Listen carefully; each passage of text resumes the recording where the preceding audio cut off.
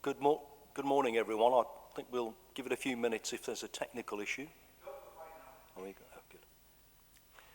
Thank goodness for that. Welcome to the Safeguarding Overview and Scrutiny Committee. And we'll start off with item 1, apologies. Yes, we've had apologies this morning, Chair, from Councillor Richard Ford, Councillor Jason Jones and Councillor Peter Kruskonjic. Thank you. Thank you. Item 2, declarations of interest. None. Item 3, minutes of the previous meeting held on the 30th of November last year. As everyone had the opportunity to read them. Everyone happy that I agree they're a true and accurate record? Thank you very much.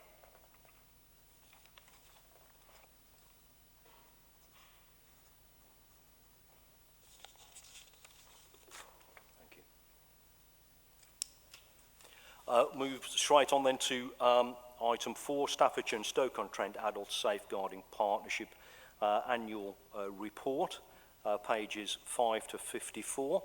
I understand we've got someone that would help us through the report to start with.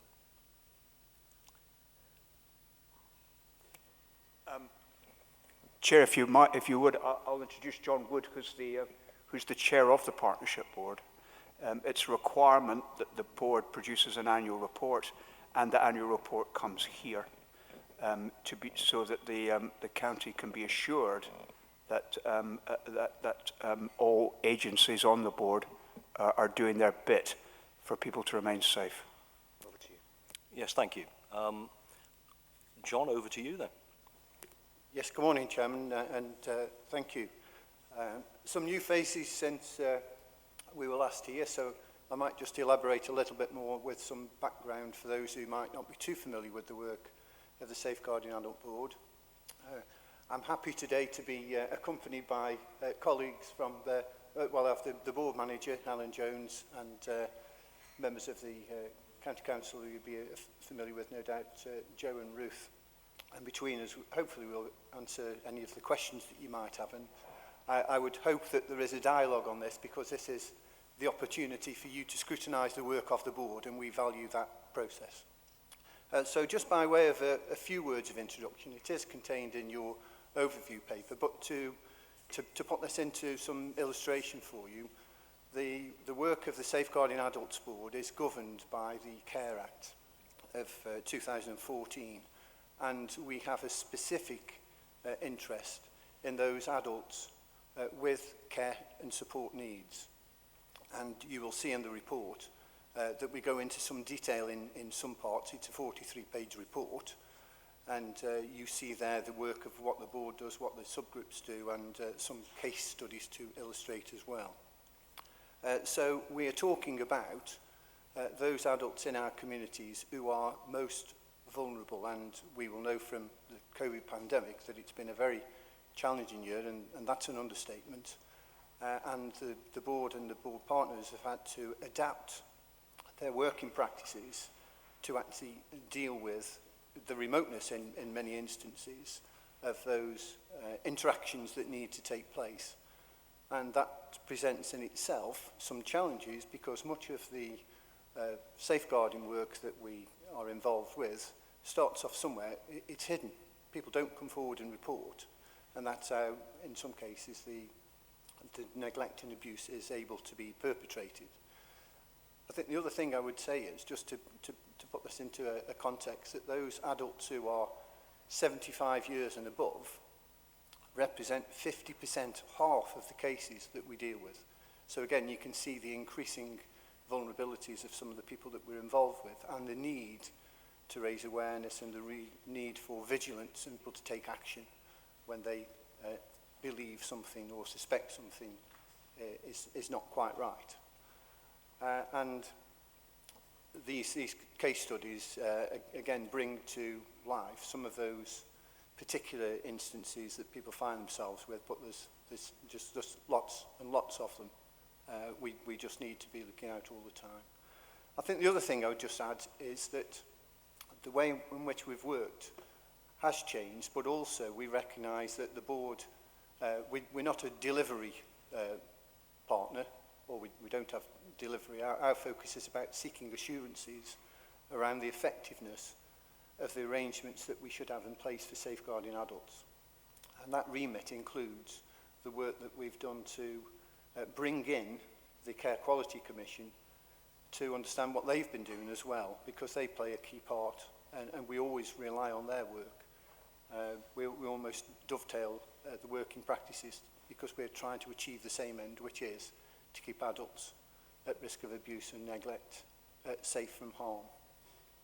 So I say that by way of an introduction. Hopefully some of the new members will find that helpful, because you maybe have not been exposed to that before. Forgive me if you already have, but hopefully that's helpful, and we're quite happy to take any questions that you might have. Thank you. Thank you for that. I assume everyone's read the report. Are there any questions? Councillor Padeschi. Thank you, Chair. I'm grateful, Chair, for this report, which is much welcomed and very informative. There were two issues I'd like a response on, please. There's no mention in here of the situation that our homes were placed in, where they were forced to take those who were infected by COVID-19 to accept hospital discharges into their homes. Hopefully that's because it didn't happen in our homes, but I would like some clarification on that, please. And secondly, we quite rightly say that we are concerned with good practice, working in the best interests of our adults, that they should be person-led decisions and informed consent. And I am aware that in some parts of the country, do not resuscitate orders were placed in people's files without their consent or the consent of their families. The proper procedures were not followed. Again, there's no mention of this, Chair. Hopefully it's because it didn't happen in any of our homes, in which case I'd like some reassurance on that, please. Thank you. Thank you. Can anyone answer either of those questions? Could I ask Ruth or Joe if you want to just pick up the specifics on that? I might pick up from a... Let me just say from a safeguarding board perspective that those questions that you ask are questions that we were asking amongst board members. It doesn't necessarily follow that all of that would be reported in detail in this particular annual report, although I do recognise that it's a very important question to raise, and that's something that we will certainly reflect on for a future annual report, because we always want to make sure this report meets as many needs as we can possibly meet.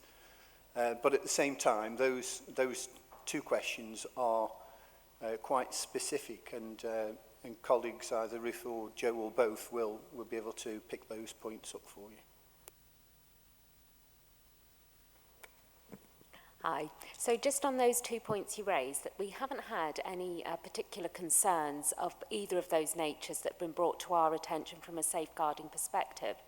With regards to things such as the respect forms and the DNAR, what I would say is where previously we have had concerns of that nature raised with us, on further inquiry we have been able to establish that actually majority of the time appropriate steps have been taken. But I suppose it's just about giving you the assurance that if we get concerns of that matter raised with us, we do actually address them under the safeguarding procedures. And I suppose just furthering on from what John has said, if that had been a particular concern, I'm quite sure we would be looking at that through the work of the board, because it would take in multiple partners. From the care homes perspective, again, what I would be saying is that people weren't forced. There was always dialogue and discussion with our care home colleagues, and we would always ensure that we weren't placing other people at risk of developing COVID as a result of that. So in all of the meetings, and I can only talk almost from what I've experienced myself, that has been a discussion because obviously people are aware that this is potentially a problem in other parts of the country or reported to be a problem. But as I say, within Staffordshire, we're not aware of any concerns of that nature. Thank you for that. Mr. Pedesha. Chair, could I just quickly ask, please, that our record keeping should be such that we should be able to answer those questions very, very directly, that one of our learning points should be that we should know exactly how many people from hospital we had to take on, or how many suspected, for want of a better phrase, cases there were of do not resuscitate orders being put in files without the knowledge or whatever. I think that's something that should be part of our record keeping that we can refer to and have answers for immediately. Okay, Thank you. Thank you. Do we have any answer to that, or is that? I certainly think from the point of view of how many adults we've supported out of hospital and whether they were confirmed case of COVID, I'm quite sure that we can actually pull some of that figure from the data that we had. With regards to the DNAR, I do think that actually we don't record that specifically, our computer system may not, but I will take that back under advisement and just have some discussions with our performance team to see as to whether that is something that we can pick up or how we could address that. So I think that's one that I'll say leave with me and I'll have a look into it. I take your point. Thank you. Okay, thank you. Can I just ask some questions? I have to say I have some concerns around some of the statistics in the report. I think as a starting point, I'd echo what other people have said about it's a very positive report and it's very welcome here, and thank you for all of that. And particularly around the fact that I think one of the statistics talks about, I think it's 80 or 98% of the people that we interact with suggest that all of their requirements have been met. I know that Mr. Wood, you talked right at the very beginning about I accept that we're not a delivery or the board is not a delivery mechanism, but the objective of that report or part of the objective of that report, and certainly the objective of this committee is, and I echo what you said right at the beginning about making sure that all of the partners and we are doing everything we possibly can to keep some of the most vulnerable people in our communities safe. On that, I know that the report talks about there seems to be some difficulty in either defining or the consistency, and I assume it's nationally as well, around Section 42 inquiries. Now, if that forms the basis, and it does, of course, of what intervention an individual will have, why are we still in a position where we seem to have this lack of consistency around it? Because surely that will impact on the statistics and impact on the work that we do around individual cases. Okay, Chair, I think I'm going to answer this one, if that's okay. This has continued to come up, and I think those of you who have been listening to me for the last, since I've been in post for 4 years, we are getting better nationally at getting a level of consensus. There has been some work that has been done through the LGA. That's right, isn't it? Yeah, thank you. I keep getting them all confused, some of these people. So the Local Government Association, where there was a lot of training that was done and some workshops to try and deliver a consistency in approach. You will actually note that this year, Staffordshire County Council, that we, from a safeguarding perspective, have altered the way that we are showing our figures as well. That's actually to make us more reflective. And whilst previously we have had, say, a conversion rate or seen to have a conversion rate of 90%, actually in reality that has been lower. What I would say is that throughout all of the studies that have been done, through all of the reviews of throughout the country, people are doing the right work with the right people. What we're not finding is there's any evidence to suggest that people are unnecessarily being taken out of the response. It is actually just a way we record and then report. So it's a reporting difference as opposed to a practice difference, which I know is really difficult when we sit here and people look at numbers. But actually, from my perspective, from a social work point of view, most of the time, what we can see is that the work that's needed to ensure people are safe is being done. So those counties that say have a conversion rate that can be as low as, say, 8 or 9%, they're actually doing the same work we are. They just record a Section 42 different. It's getting better, as I say, year on year as we develop, and hopefully that work will continue. But I think we will consistently get, as you do when you work in large organisations, and there is still interpretation of the law, which is there for good reason, I think we will continue to get that. For me, it's about ensuring that the work that we do is protecting the people that need it, and so we can continue to justify our rationale. Does that help?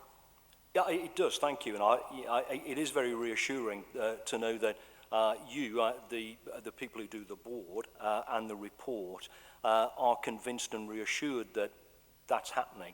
My concern is that I think if we are discharging a legal function, particularly around very vulnerable people, and the people that are charged with the responsibility of doing that, if we continue to have a misunderstanding or lack of consistency about a very important part of what they do, then it does strike me it's a recipe for disaster. And I'm encouraged by the fact that we are getting better at it.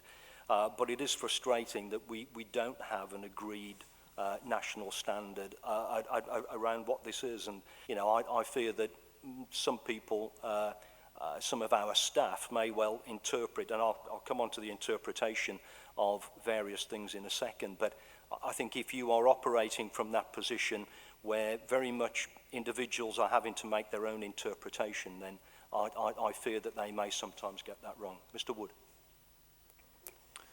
Yes, if I could add to what Ruth has said, just on this broader point about numbers, I think this should be seen in the context of, through the safeguarding work particularly, we've been encouraging the partner organisations to be looking for those reports of concerns of abuse and neglect.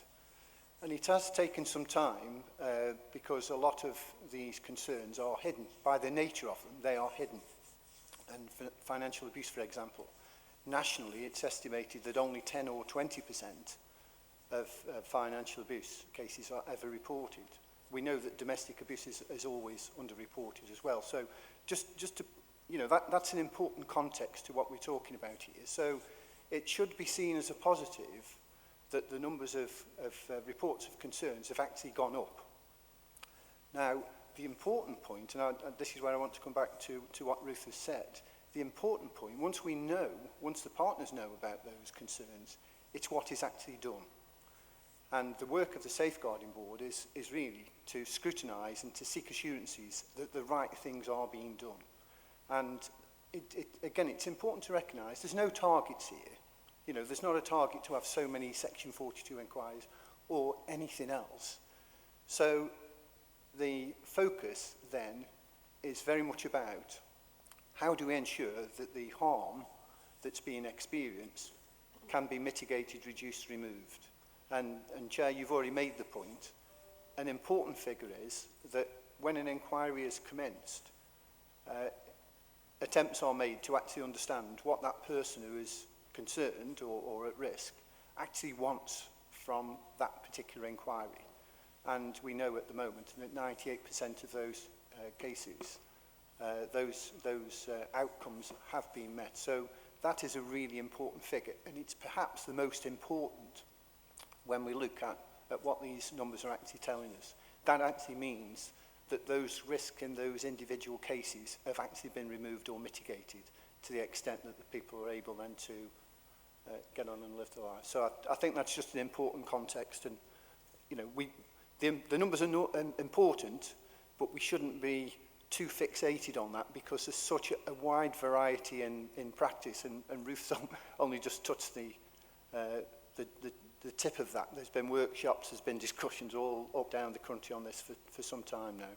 So it's not so easy to just resolve. Thank you for that. And again, I would echo what I said earlier about the fact that it is really encouraging that we take this almost bespoke approach to what individual problems are, and not the broad spectrum of figures. However, this is a report that contains figures, and part of this committee's responsibility is to scrutinise those. And I mean, if I could move on there, for example, if we produce figures, then we also have to have that confidence that those figures are telling us what we think they're telling us, to provide that reassurance. And for example, I know partway through the report it talks about the ethnicity of those people who are subject to Section 42 inquiries. I think it said 88% self-identify as white, against a population of 94%. The difficulty with a lot of these figures, though, is that they contain an unknown quantity, and in this I think it's around about 8%. Because if we were to take the baseline figures, then that means that 12% would identify as ethnic minority groups, but they only form 6% of the population. So am I right in assuming from these figures that you are 2 to 3 times more likely to be subject to abuse if you are a vulnerable ethnic minority or a member of an ethnic minority group, as opposed to a white identifying group? And if so, surely those figures are concerning, in as much as if we are making sure that we're doing everything we possibly can to keep vulnerable people safe, don't those figures suggest that there is an ethnic dimension to the problem around that? I mean, I could go further. The primary support reasons for giving that support, I think it was 29% seems to be unsure. My argument is if we have large parts of the data that we don't know anything about, and the location, for example, one of the things that I think we ought to be able to say from these reports is that we don't have locations where we have abuse of vulnerable people. The usual one, of course, and the one we all fear, is around care homes. But with the large discrepancy in the data isn't sophisticated enough for us to make those decisions and reassure ourselves that for example, there isn't an ethnic grouping bias in the figures, or that the primary support reasons, 29% we don't know, the location we're not sure. So if we want to sit here and say that we're happy that all of these various elements to the potential ways that people are abused have been addressed, and we can reassure ourselves that everyone is playing their part, are you happy that these figures are reliable? I think this is an area that we have discussed at board level, is the amount of data that's recorded as either unknown or not recorded. A lot of this actually, and I'll speak frankly, does come down to a practice issue of people recording effectively on our systems, which does make it quite difficult.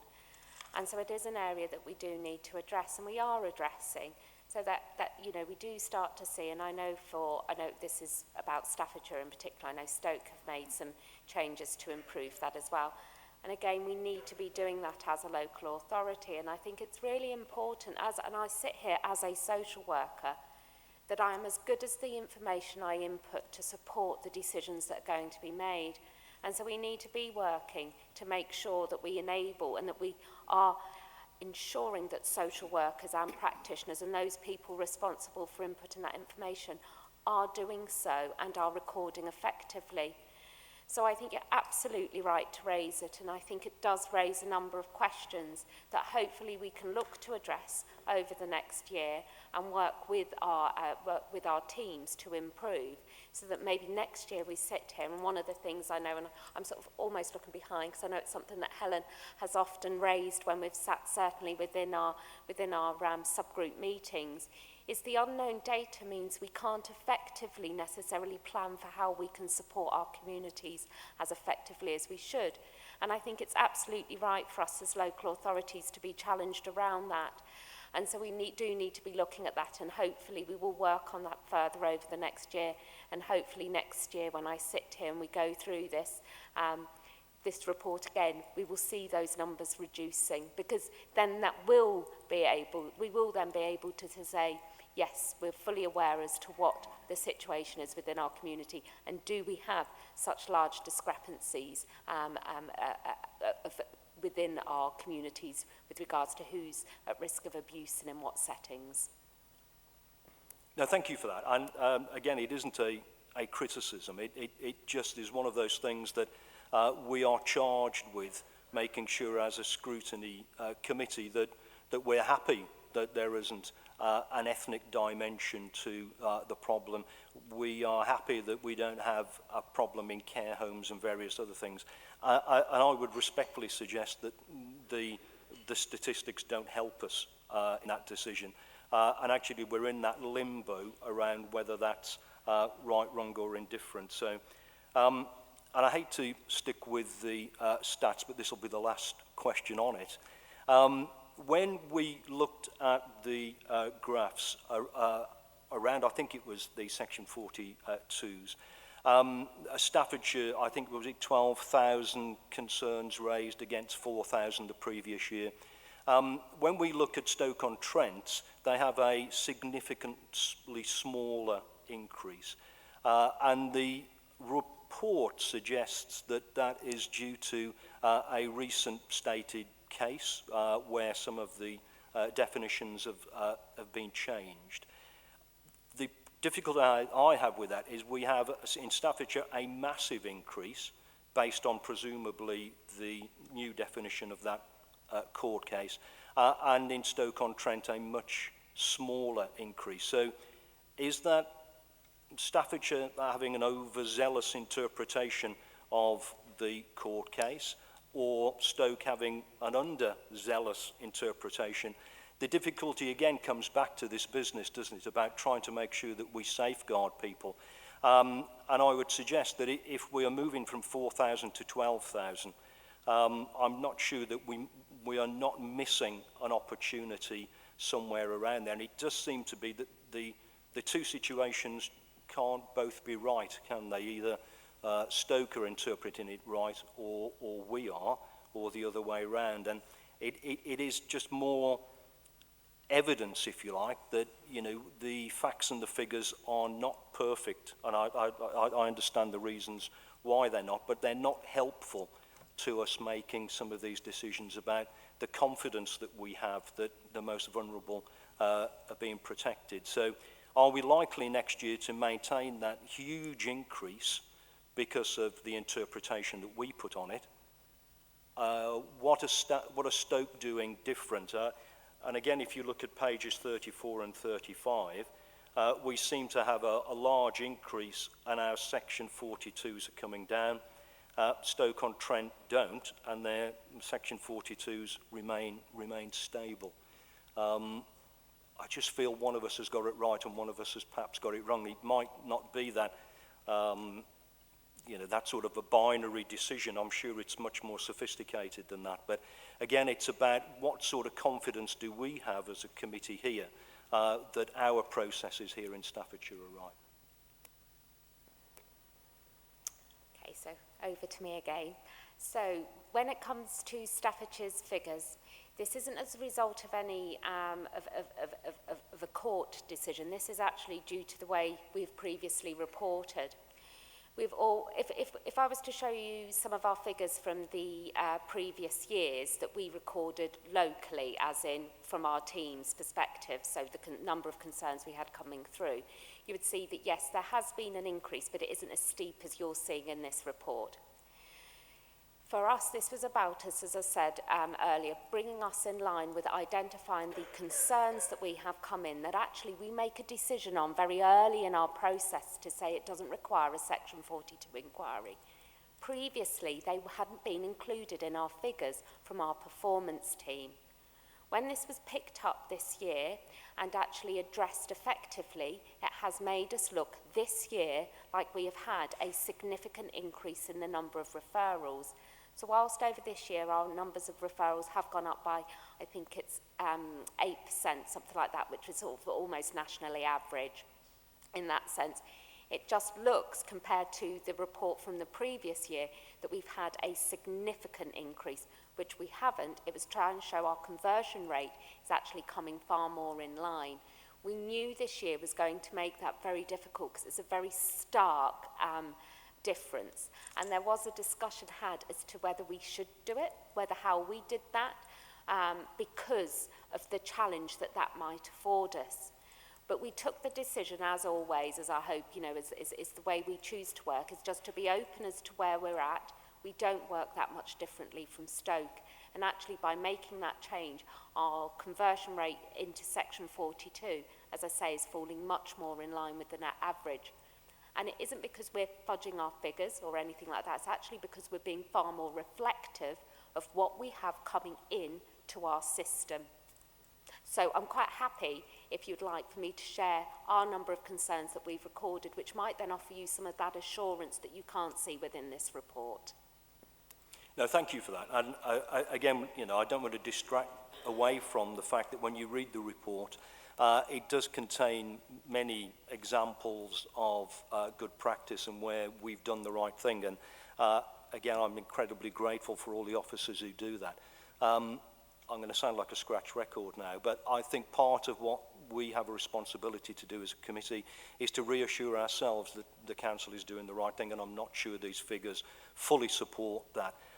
Anything that you could provide that would give us some more reassurance around, and I won't go through them again, I won't echo the points I've already made, I think would be incredibly useful, given the fact that it is a very sensitive area of business, and as we all say, we don't want to be sitting here when something else happens, if it were to, and then actually the signs were in this report that we should have been doing something different, but we shouldn't distract from that.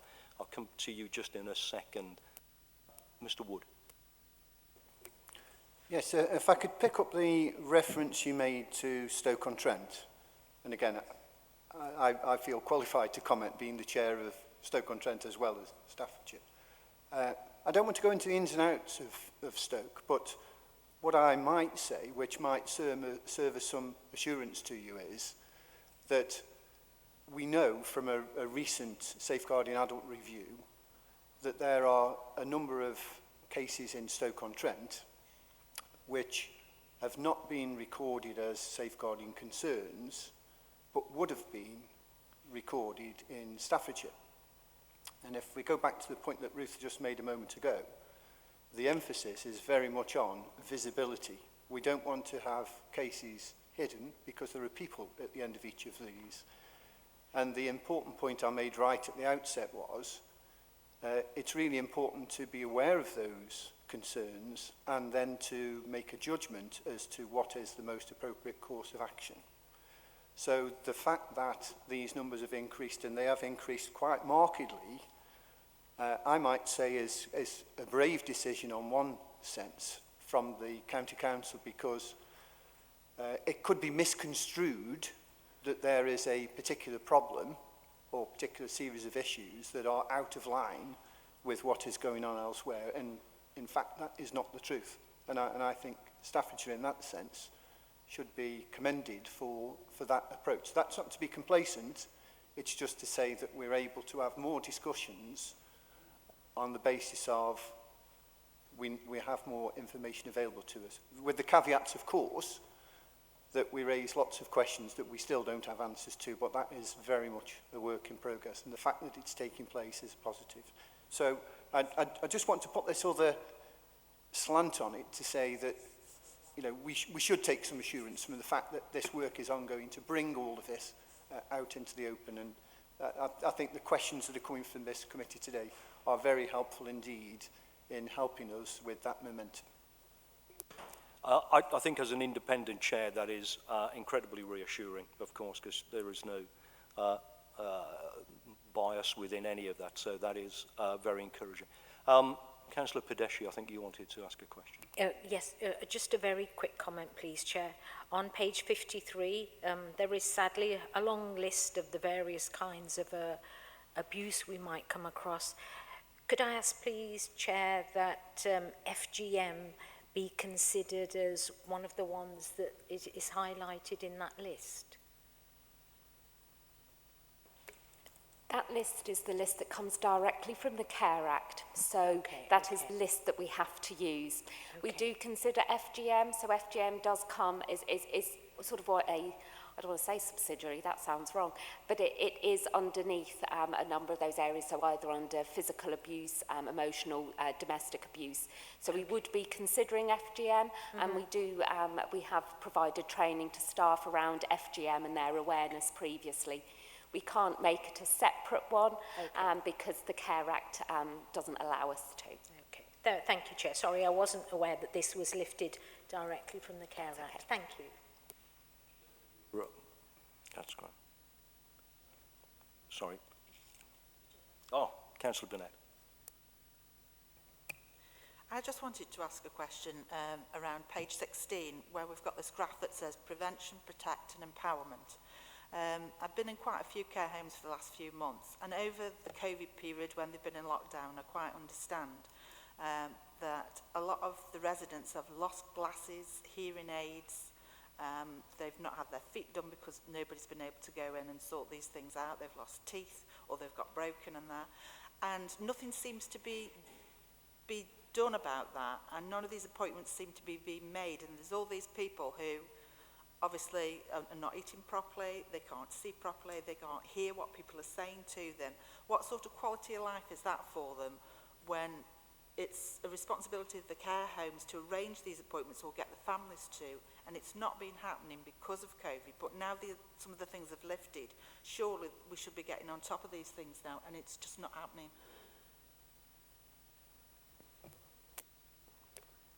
I do know that we have had concerns raised of that nature to do with for individuals within care homes. I know that it is addressed through quality assurance visits as well, so our colleagues in commissioning do look at some of those issues with regards to ensuring that people have had access to correct medical appointments. And where they are raised as safeguardings, they're looked into as an individual concern.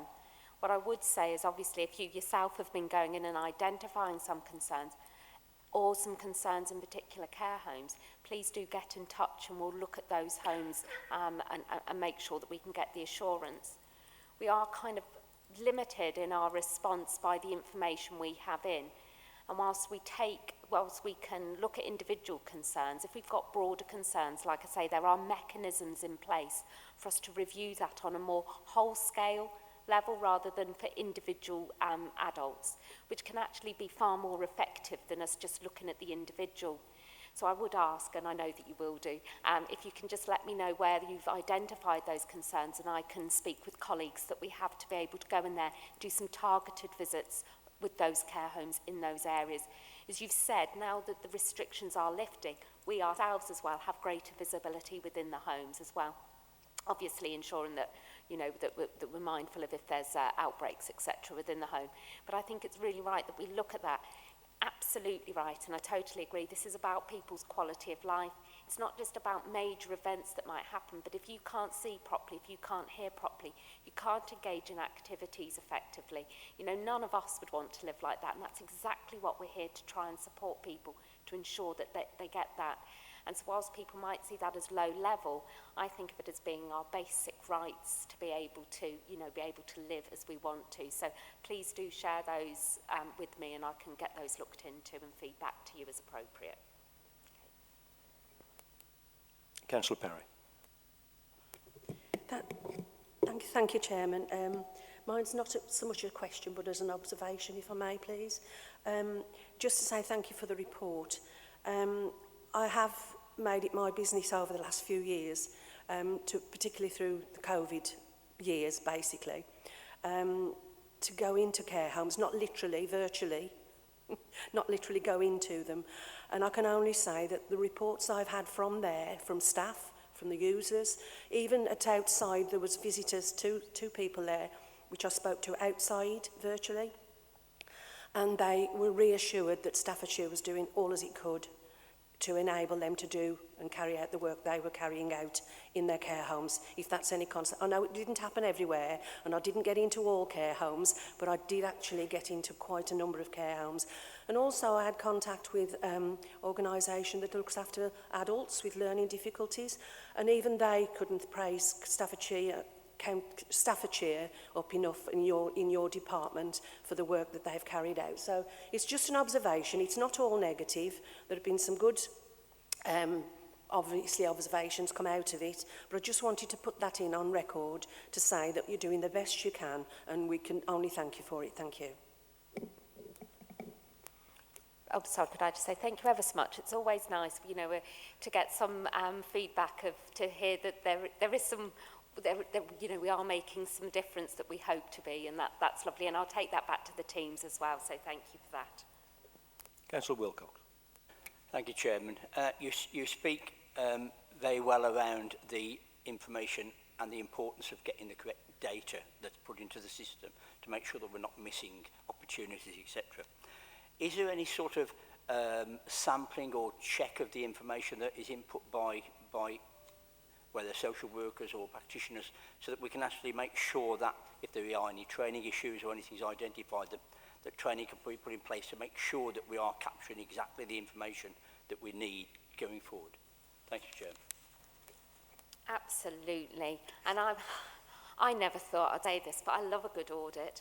And I think it's really important that we understand it's true. I would have hated it, but now I love it. I think it is the only way that we can ensure ourselves, and certainly from my perspective as being, you know, lead within that organisation, and certainly from a safeguarding point of view, that what we think is happening is actually happening. And for me, the audits that we do are not just quantitative, they're qualitative as well. So we're looking at the detail that people are recording. Are they actually understanding what they should be doing and doing that to the best of their ability? And certainly in my role, that's what I hope to continue to be able to look at. Whilst now, and obviously later on I'll talk you through the safeguarding transformation update, now we're in a better position. We need to be ensuring that actually we're able to work with social workers, social practitioners, to make sure that they are doing the job and doing it well and understanding the importance of what they're doing. Because I'm a believer, if you know why you've got to do something, you do it better. Because if you don't understand it, it becomes a little bit meaningless. And so hopefully by doing that, and our audit cycle is happening, and that's across not just within the county council, but obviously across the adult social care and safeguarding workforce into MPFT, etc., to make sure that all of that is working and working well. So absolutely, through beautiful auditing, which obviously everybody loves. Oh, that's great. No, thank you for that. And I think just to follow on from the point that Councillor Perry made, I don't want this to look like it's a criticism of the service. There are people working very hard to keep the most vulnerable in our communities safe, and I'm sure that we all are incredibly grateful for that. However, I just come back to the fact that my concern is about the responsibility that this committee has to reassure itself that everything's being done, and I just have some doubts around whether we can do that given the statistics. I would also add that I'm sure those statistics are there, aren't they? You know, if we're talking about 8% of people who can't identify their ethnicity, surely somebody can, you know, so we could have some idea of what that is about, just again to reassure ourselves. But thank you again for the report, and thank you for coming along this morning to talk us through it and also answer those questions. It's much appreciated. Mr. Wood, I think. Yes, if Chair, I could thank the committee for your questions this morning.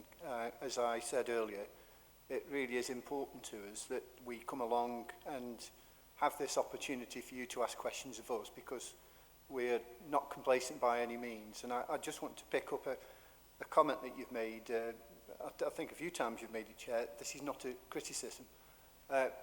One thing that I particularly encourage as the independent chair is that constructive challenge should be the norm.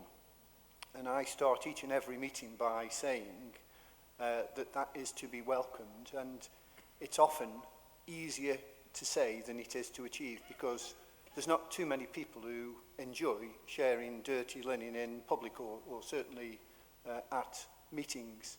But unless we can get to a position where people feel comfortable that they can raise some legitimate concerns, do that objectively, and enable, and again it's usually a partnership approach, to tackle some of the underlying concerns and issues, then that is the hallmark of a strong and effective partnership. And I would like to think that over time we're actually building that, but it will get stronger by virtue of the constructive challenges that come forward, because again, that's what we're aiming for. It's not personal.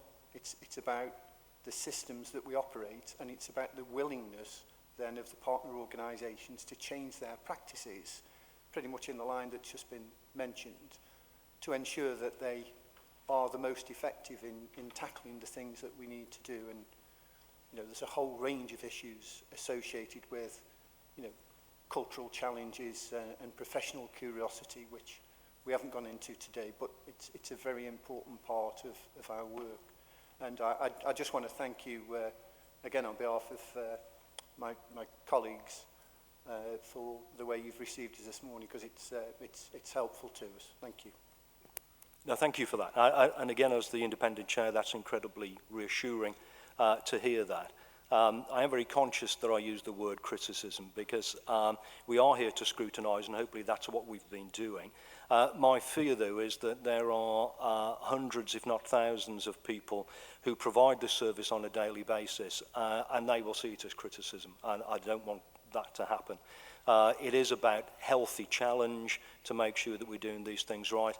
And again, I am hugely encouraged by your comments about welcoming that sort of questioning to make the service better. So again, thank you for that, and thank you for coming along this morning. You're now free to go if you wanted to.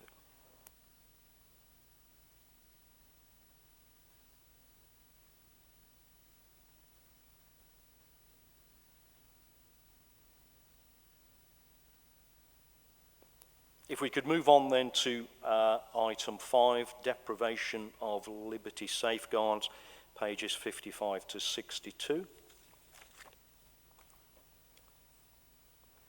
I've got Councillor Jessel down. Is that one? As you may recall, Councillor Jessel gave her apologies. She's on holiday. If I'll just say a few words, then introduce Peter Hampton to you, who's above your head and perhaps on your screen. He's with us virtually. I think it's worth stating the obvious just to begin with, just to clarify to members of the committee, that safeguarding's there to be assured there's not a problem. If there is a problem, address it. The whole deprivation of liberties safeguards is to protect against there becoming a problem. So it's a very distinct piece of work in its own right. You will have seen in the report that the Supreme Court's decision against Cheshire and Surrey, I believe in 2014, increased the number of DOLS applications by a factor of 14, which is quite significant. And we were part of that, to say the least. And also the 2019 Ombudsman report that found against us has created quite significant challenges to the DOLS piece. But I hope you'll see from the report, as a result of the injection of savings that's gone into this, that we've made a significant difference in terms of the numbers and continue to do so. But this then leads on, and Peter's far closer to this than any of us here. It then leads on to the local protection safeguard piece, which is in the 2019 Act, which will replace DOLS, and it is likely to have its own challenges. With that, Chair, I would like to hand over to Peter.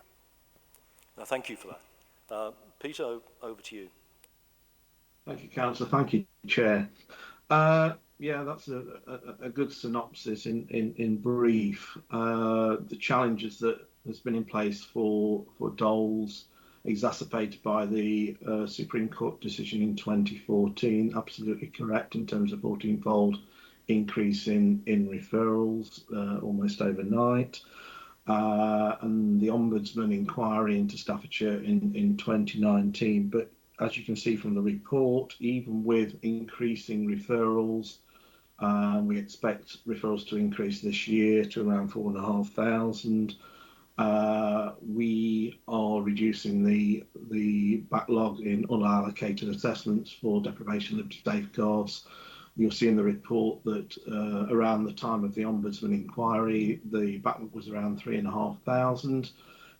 In the report, the backlog in unallocated assessments was around 1,800. It has continued to decrease. End of November data was 1,681 unallocated assessments. Just a quick point on liberty protection safeguards.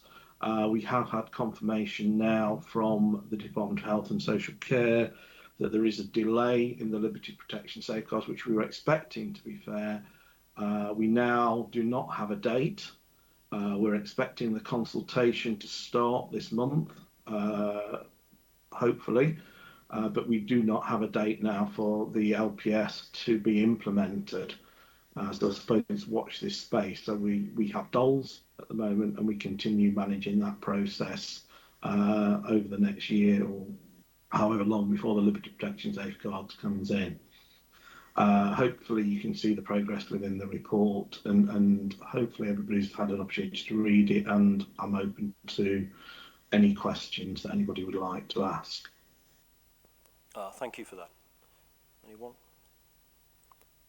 Councillor Padeschi.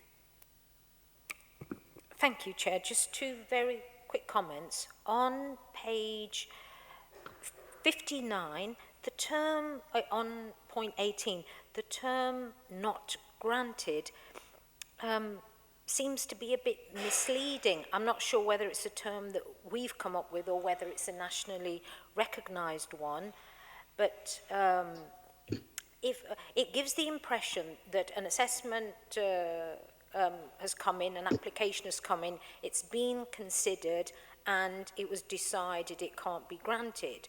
But you can't do that with a dead person. So is it a bit of a misleading reflection as to what is going on?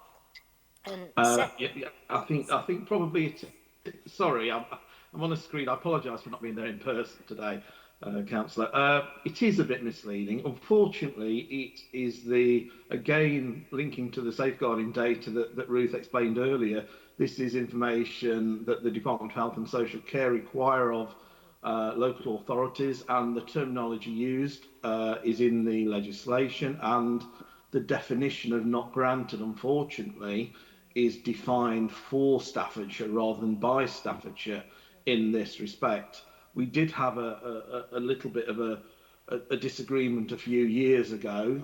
We recorded the data slightly differently at one point, but we were told quite clearly that how we were doing it was incorrect. So we've had to fall into line with the national recommendations in terms of that. So I don't disagree with you at all, but we are hamstrung a little by how the data has to be recorded. Okay, thank you, Chair. Could I just make one other quick point, please?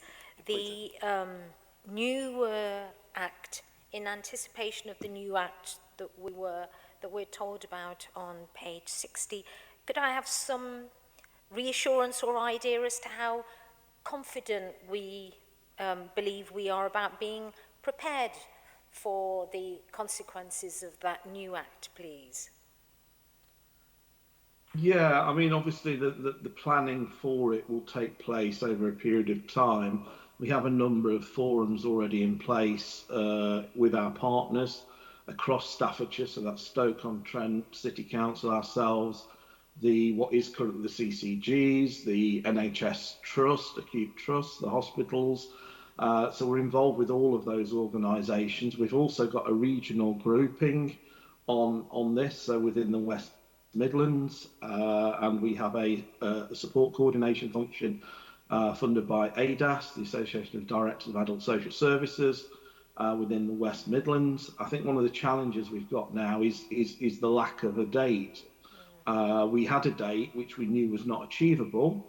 Now we don't have a date at all. In fact, what was referred to today in an email I've received was we're now in a situation where we've got a consultation about a consultation. In terms of the limited protection safeguards. But I suppose reassuring you, we have got those forums in place. We are meeting with colleagues. We have the links across the West Midlands and nationally in terms of the organisations that are supporting this process. Unfortunately, the information coming from the Department of Health and Social Care has been very, very limited. And communication is not where I would want it to be, but that isn't one of us trying in terms of that. I suppose where we are at the moment in terms of it is where we're considering around supporting practitioners around their practice under the Mental Capacity Act, which won't change. The core legislation that sits and underpins all this, which is the Mental Capacity Act, is there. Practitioners both across the local authority and within providers, all across the systems across Staffordshire are required to practice in compliance with that legislation. I think that's key to the work going forwards. In terms of the practical aspects, we're working with our, just a specific example, we are working with our IT provider in terms of a solution, an IT solution being available for when this LPS comes in. We are grateful that it has been delayed because that was potentially a challenging date if it had come in April this year. Now we've got more capacity in the system. We should be in a position to have an IT solution for all that. Perhaps in terms of the LPS, it's probably worth recognising that this changes the focus of the work. As you probably gather from the report, LPS basically widens the process. So it's not just care homes and hospitals, this is the whole system where there will be one single process for everybody 16 and over.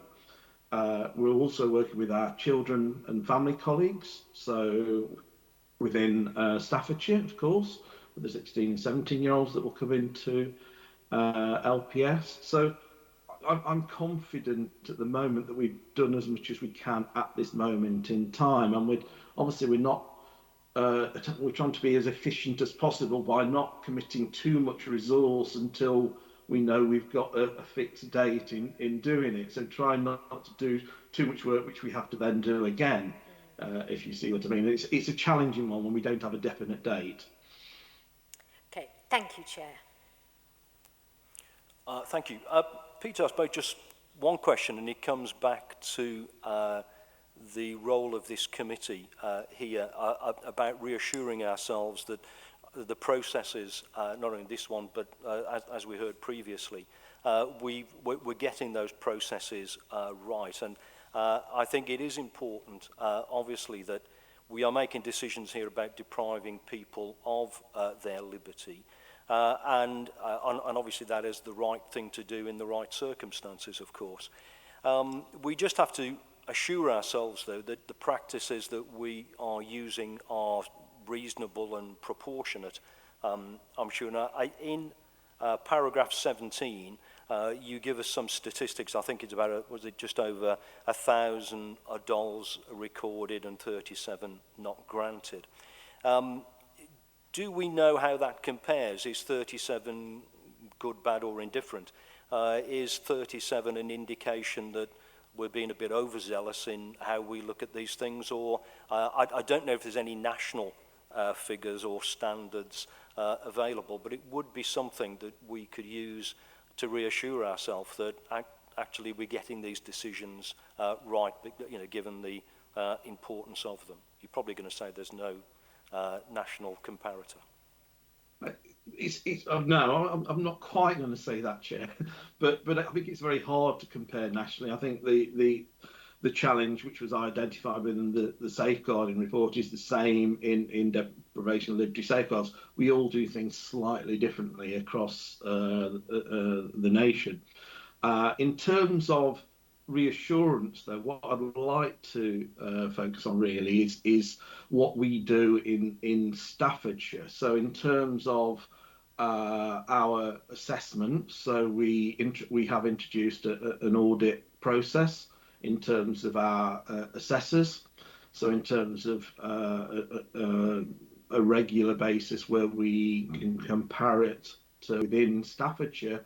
So we do that on a regular basis. We also, just for reference, we also do a similar process to our triage process. We have a regular review of that process. We also do that with the deprivation of liberty safeguards authorisation. So we again review a case. We consider that across the organisation with the people that are doing that work. So although it's very hard to do a national comparator for whether that is good, bad or indifferent, as you say, we know the numbers are not dissimilar to other local authorities in terms of that data, but it's very hard to actually clearly compare that data. But what we do within Staffordshire is our own internal audit process to assure ourselves. There is also, although to be fair with the COVID pandemic, it's been reduced somewhat, we also do a West Midlands regional comparator process. So we review authorisations, we review assessments across the West Midlands, and that's peer reviewed by other local authorities in that process. So although I can't give you absolute assurance in terms of that national data set, whether that 30 plus is a good figure or a bad figure in terms of it, what I can do is assure you that we have processes in place across Staffordshire that would give me confidence that we are addressing this issue appropriately. Peter, thank you for that. I think the fact that the decisions are peer reviewed by other similar experts is, again, very encouraging, and I think we can then take some confidence and reassurance from those figures. Councillor Wilcox. Thank you, Mr. Chairman. Just one bit of a clarification, please. At the bottom of page 58, at number 16, you talk about reducing the waiting list to 1,000 by March 2022. First of all, how confident are you that you're going to be able to achieve that? And then secondly, you also talk about additional resource in the service. Is that monetary resource that you're talking about there, please? Yeah, thank you, Councillor. In terms of it's an internal target that we've set ourselves in terms of 1,000. As I've said, the November data takes us to 681 unallocated. That trajectory would take us down to that figure, around 1,000, in fact just under that, if that trajectory was continued on through to the end of the year. So at this moment in time, I'm reasonably confident. Obviously, there are headwinds around and issues in the social care system which potentially could blow us off course, but at this moment in time, I'm reasonably confident that we will hit that target figure that we've expected. In terms of the resources, then yes, what we've done this year, we've invested a historic underspend in terms of the social care funding. So we've put that into the deprivation of liberty safeguards this year, which has made a significant impact on our unallocated assessments for deprivation of liberty safeguards. And therefore, if we are to continue making progress with the deprivation of liberty safeguards, we will require resource, which, yes, is financial resource next financial year. So from April this year, yes, simply. Councillor Eagland.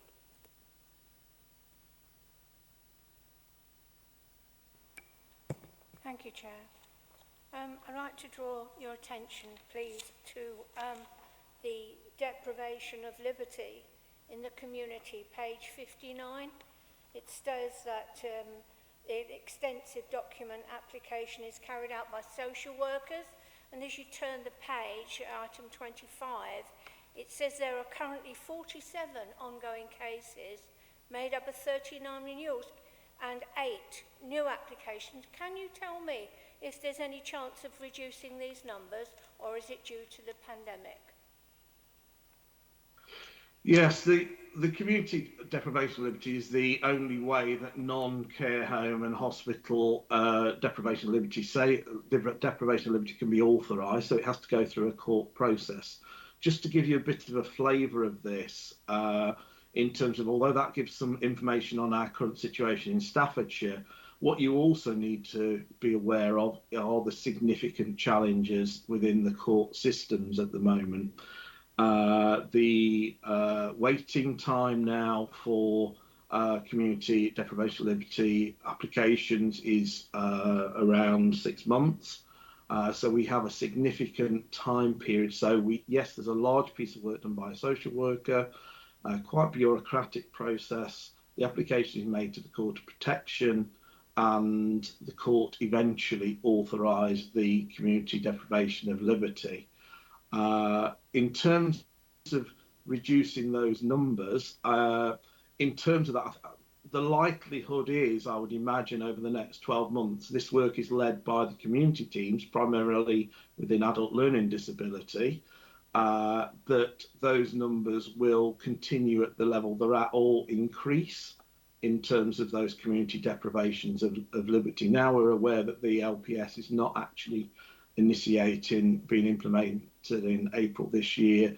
I would imagine those numbers are going to increase. We've done a piece of work with our adult learning disability team management in terms of those people we've identified that meet the criteria for a community deprivation of liberty, and the adult learning disability teams are working with their teams in terms of making those applications. Primarily it relates to where there are changes in circumstances for those individuals. So we've got people who are moving, for example, moving residents, moving care providers, etc. And that will require a community deprivation of liberty to take place. We're also working with our colleagues within the Midlands Partnership NHS Trust, in terms of the training that's going on within their teams to develop this process across Staffordshire for older people and people with physical disabilities. So this is a work in progress in terms of community deprivation of liberty. In terms of where we're at compared to our regional partners, there is no data on this one. So this was a really difficult one in providing a comparator. There isn't any regional or national data on how many applications are being made. Anecdotally, I don't think that Staffordshire are significantly different to any other local authority within the West Midlands, but I don't have data to clarify that information. I don't know whether that's answered your question fully. Well, no, not really. I can't see that it says that you've answered my question about ongoing cases. I'm not sure that he can hear at the moment with the, yeah. I'm not sure. No, I can. I'm not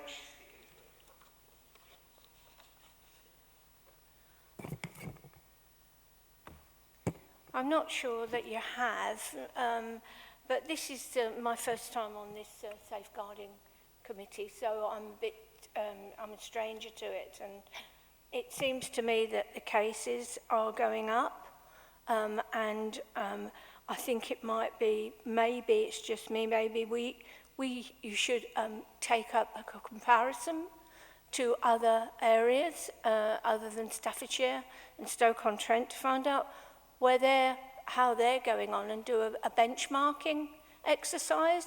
I think that might be worthwhile. Thank you. I can certainly take that back in terms of you're absolutely right in terms of the comparator. What I think is is probably going to be helpful is if I share that with our regional colleagues, because I take part in the regional forum in terms of deprivation of liberty, and I could take that back as to whether we can collate any regional data in terms of community deprivation of liberty. Thank you for that, Peter. I also think, following on from that, your previous answer that talked about the processes being peer-reviewed in the region, I personally take some reassurance from that. I think personally that is perhaps a better way of doing these comparisons rather than these statistics. If there are no other questions, then thank you for the report. And thank you for tuning in and answering all the questions and explaining it. Thank you very much. Thank you, Chair. Moving on then to item 6, Adult Safeguarding Transformation Project. Councillor McMahon, I think over to you. Thank you, Chair. This is essentially a follow-on position piece from where we were when we came to you sometime in the autumn, I believe. Yeah, September, October, maybe. Pardon me? September time. Yeah, about September time, to show you what we were going to do to reduce the numbers who are waiting for safeguarding. And it involved things like a care director update. It involved things like those who self-neglect, going to a Care Act assessment first rather than going for with a view to a Section 42. It talked about increasing the number of employees that we have, social workers particularly. And it talked about the KPI piece, key performance indicators, and they would be written into Care Director. We're somewhere along that process. We're not fully there.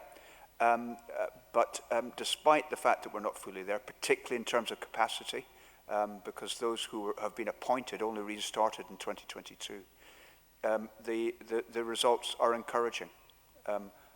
October and November are traditionally quite difficult months. And yet, despite that, if I'm correct in my numbers, there was a 17% fall compared to previous year. So years. So that gives some indication that what we're doing is quite helpful and seems to be working. I'll now pass over to Ruth. Thank you for that introduction. I think that's a good summary of where we're at.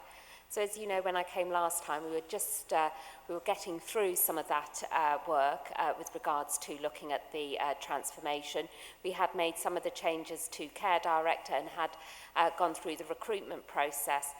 So now we have appointed, and whilst we're still waiting for a couple of those people to start still, because checks do take some time, but they have all come through now, so hopefully those people will be with us shortly. We have seen a week-on-week decrease in the number of concerns waiting. So that means that we're actually getting through the work in a more timely way than we had been, working more within our timescales. Now, I wouldn't sit here today and say it's all amazing, and we still have some work to do, and we're continuing to do that. But we hope to be within our normal working limits by the end of January, start of February. Christmas, obviously, slightly lower in numbers, so obviously our work over Christmas wasn't quite to those levels, but we do continue to work that. The other thing for me that's really important is that we've been able to look at a lot of our historical data that was sat there and be able to ensure that any concerns that have been open for a longer period of time than we'd expect have been addressed, and actually we can reassure ourselves in knowing that actually there were no concerns, and actually a lot of that was, as we call it in the dirty data, that hadn't been closed down correctly. So that was at least reassuring. The KPIs, I am assured, are ready to be built, and once they get picked up through the Power BI, that's the phrase, the Power BI work, that then they will be, and we'll be able to report on them more easily. But we are starting to report on a couple of those so we can keep a check. those ones, concerns being open for longer than 2 weeks, and also the concerns where to make sure that decisions are made within 2 working days of them being received. So all of the other practices continue as normal, but it is actually, for me, a really encouraging position to be in compared to where I have been. So actually, this is a good position. Thank you. Thank you for that. Any questions? Just one, really, from me. I think it is an encouraging report when you think where we were previously. And it might be my interpretation of it, but paragraph 5 talks about everything now being done within 1 day. I think paragraph 9 talks about embedding the review process, and that's decreased the concerns and time taken. 18 improvements in closure rates, and 11 unnecessary delays in assessments have been reduced. And then the conclusion of all of that, because of all of the benefits that we've had from the process review, is that we're going to take on 3 more advanced practitioners. That didn't seem to follow. I don't know whether I've just misinterpreted that. We have had them as agency or in temporary posts. So it's actually a permanent position. So that's what we're currently working with. So whilst it looks like we're getting more, and why would we when we're working so well, if we weren't to have those people in post, we would potentially go back to where we were. So it's the long-term positions that have been created. No, that clarifies it. Thank you very much. Okay. Any questions? No? Again, a really encouraging report. Useful to see that the process review obviously is working, and it would appear with new people in place it'll continue. So thank you again for preparing it and coming and answering the questions. Thank you.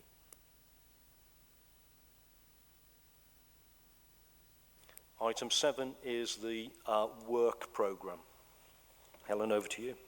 Thank you, Chair. Yes, so our next meeting is currently scheduled for the 28th of February. However, the Cabinet member, Mark Sutton, all items on that scheduled date are within his remit, and we're not sure about his availability at the moment. So there is a number of things we might be able to do. We might be able to go ahead with it anyway. We're just waiting for confirmation of whether or not he's able to attend. We have got our following meeting is on the 21st of April, and again, there are 2 items that are both children related as well. So it may be that we move the items and have one meeting which is all children based in April. I'm just waiting for clarification really from Mr. Sutton. You have had extra meetings already to the norm. We normally have 7. We put an extra one in, didn't we, in August, because there was some work that needed to be done. So you'd still have had your 7 meetings, which is what we hope that all scrutinies will have throughout the year. So I will let you know really as soon as I've got clarification on that, exactly the way forward.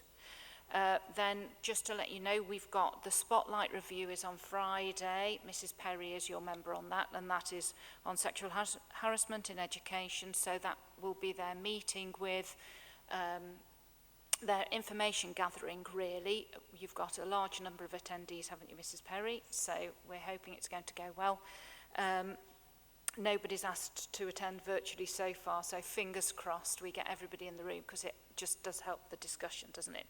Following on from that, members will put a report together once the 3 members of the review board are happy that they've got all the information they want, and they pull together their recommendations. That will then come back here for the broader membership to read and comment on, and then it will go to the Cabinet member for his consideration of the recommendations.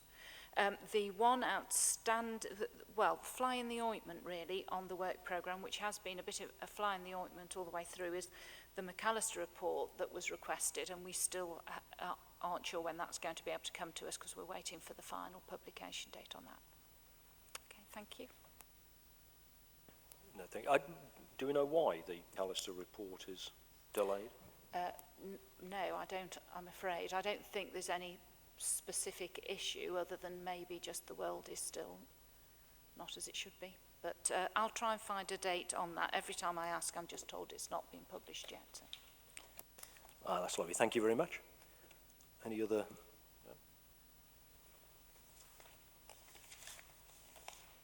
Nothing else on the agenda? That's it. Thank you very much. And again, thank you to... Chair, can I just ask, take the liberty of asking the Lichfield members to stay behind just for a few minutes for me? Yeah, Thank you. that's fine. Thank you. Thank you again.